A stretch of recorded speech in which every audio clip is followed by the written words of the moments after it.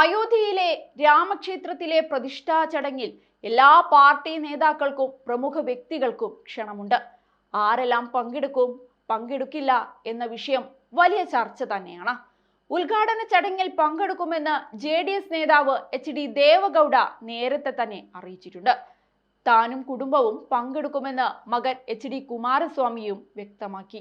BJPക്കൊപ്പം കൈകോർക്കുന്ന JDS ഈ ചടങ്ങിൽ പങ്കെടുത്തില്ലെങ്കിലേ അത്ഭുതമുള്ളൂ. RSS സമ്പർക്ക പ്രമുഖ് രാംലാൽ ഉൾപ്പെടെയുള്ള നേതാക്കളാണ് കുമാരസ്വാമിയെ ക്ഷണിക്കാനെത്തിയത്. ഉദ്ഘാടനത്തിന് അയോധ്യയിൽ എത്തുന്നതിൽ അതിയായ സന്തോഷമേയുള്ളൂവെന്നാണ് കുമാരസ്വാമി പറഞ്ഞത്. ജനുവരി 22-നാണ് ക്ഷേത്രത്തിലെ മുഖ്യ ചടങ്ങ്. സിനിമാ താരങ്ങൾ, സാംസ്കാരിക നായകർ, കായിക താരങ്ങൾ ഉൾപ്പെടെയുള്ളവർക്ക് ക്ഷണമുണ്ട്. ക്ഷേത്ര ട്രസ്റ്റുമായി ബന്ധമുള്ളവരാണ് നേരിട്ടെത്തി ക്ഷണിക്കുന്നത്. അതേസമയം CPM പ്രതിനിധി രാമക്ഷേത്ര ഉദ്ഘാടനത്തിൽ പങ്കെടുക്കില്ല. എന്തുകൊണ്ടാണ് ഈ തീരുമാനമെടുത്തത് എന്ന് മുതിർന്ന നേതാവ് വൃന്ദ കാരാട്ട് വിശദീകരിക്കുന്നുമുണ്ട്. എല്ലാ മതവിശ്വാസങ്ങളെയും CPM ബഹുമാനിക്കുന്നു. എന്നാൽ രാമക്ഷേത്ര ഉദ്ഘാടനം രാഷ്ട്രീയ നേട്ടത്തിനായി ഉപയോഗിക്കുകയാണ്. അത് ശരിയല്ല എന്നാണ് BJPയെ പരോക്ഷമായി സൂചിപ്പിച്ച് വൃന്ദ കാരാട്ട് പ്രതികരിച്ചിരുന്നത്. രാമൻ പഠിപ്പിച്ചതിന് നേർവിപരീതമാണ് BJP ചെയ്യുന്നതെന്ന് രാജ്യസഭാംഗം കപിൽ സിബലും വാദിച്ചു. രാമൻ എന്റെ മനസ്സിലുണ്ട്, അത് കാണിച്ചു നടക്കേണ്ട ആവശ്യം തനിക്കില്ലെന്നായിരുന്നു കപിൽ സിബലിന്റെ പ്രതികരണം. അതേസമയം ക്ഷണം നിരസിച്ച CPM നടപടിക്കെതിരെ VHP രംഗത്തു വന്നു. സീതാറാം യെച്ചൂരിയുടെ പേരിൽ പോലും രാമനുണ്ട്. രാമനെ യെച്ചൂരി വെറുക്കുന്നുണ്ടോ എന്നാണ് VHP ചോദിച്ചത്. സോണിയാഗാന്ധി, മൻമോഹൻ സിംഗ് എന്നിവർക്കും ചടങ്ങിലേക്ക് ക്ഷണമുണ്ട്. എന്നാൽ കോൺഗ്രസ് ഇക്കാര്യത്തിൽ നിലപാട് വ്യക്തമാക്കിയിട്ടില്ല. പങ്കെടുക്കുമോ എന്ന് കോൺഗ്രസ് തന്നെ പറയട്ടെ എന്നാണ് കാന്തപുരം അബൂബക്കർ മുസ്ലിയാർ പറഞ്ഞത്.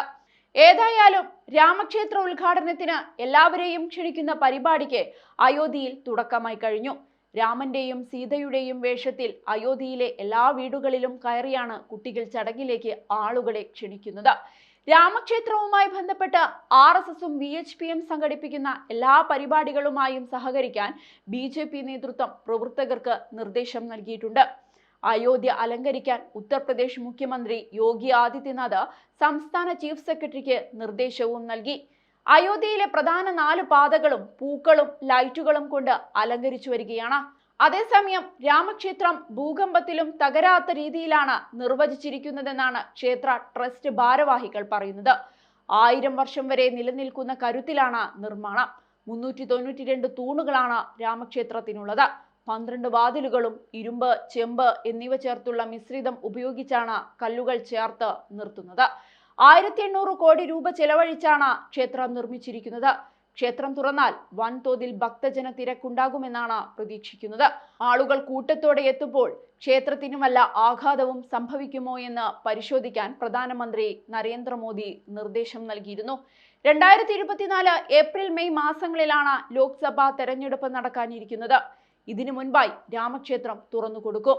തെരഞ്ഞെടുപ്പിൽ ഇത് BJPക്ക് വലിയ ജനപ്രീതി ഉണ്ടാക്കുമെന്നാണ് പാർട്ടിയുടെ ഏറ്റവും വലിയ പ്രതീക്ഷ.